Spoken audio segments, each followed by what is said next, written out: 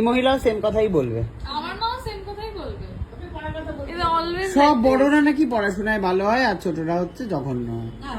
আমি ছোট বড় দুটোই তো, আমার দুটোই ভালো। পড়াতে বসলে মা পড়বে ও শোন।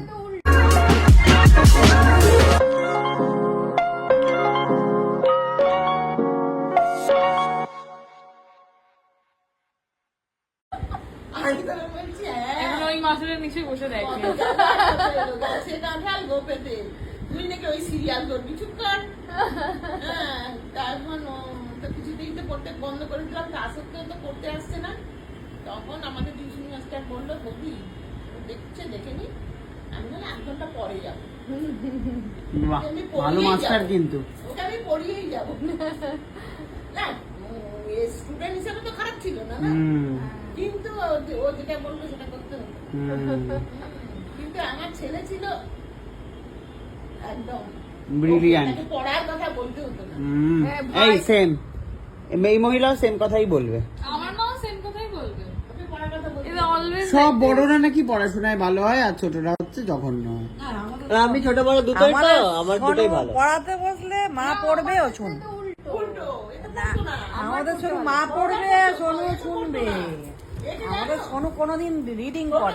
যখন 1, 2 এ পড়ে তখন টিউশন মাস্টার এসছে। টিউশন মাস্টার আবার কি আসতো দিয়ে হাতে লজেন্স দিয়ে, ওকে লজেন্স দিত, লজেন্স দিয়ে আমার কাছে তো স্বরূপ কাকু ইয়ে আনতো, রোজ একটা করে আনতো। ক্যাডবেরি, না ক্যাডবেরি না, হাজমোলা ইমলি, ইমলি। নিজে অর্ধেক খেত আর আমাকে অর্ধেক দিত।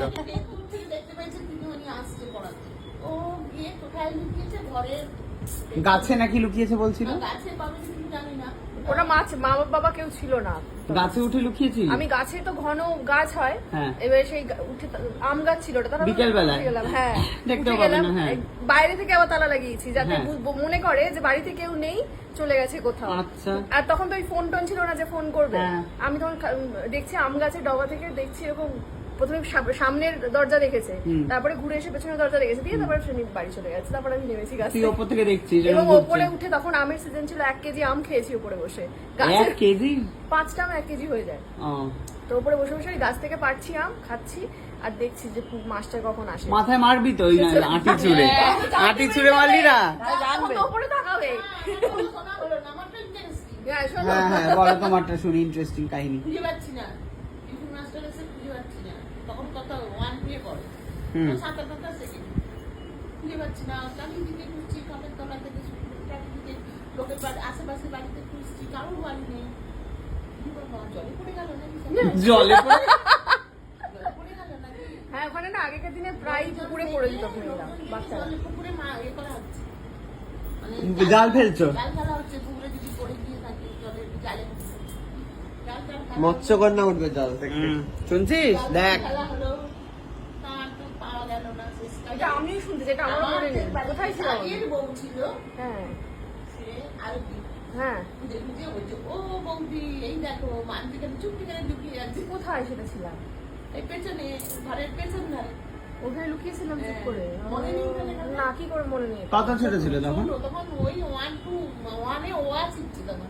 হয়ে গেছে এটা। আমার এটা মনে আছে, টিচার তখন আমি স্লেটে লিখতাম, স্লেট খড়িতে বেশি লিখতে হবে বলে আমি কি করতাম, যে এই টিচার একটু ওদিকে তাকাতো, আমি ওই খড়িটা নিয়ে চিবিয়ে চিবিয়ে চিবিয়ে চিবিয়ে খেয়ে গিলে নিতাম।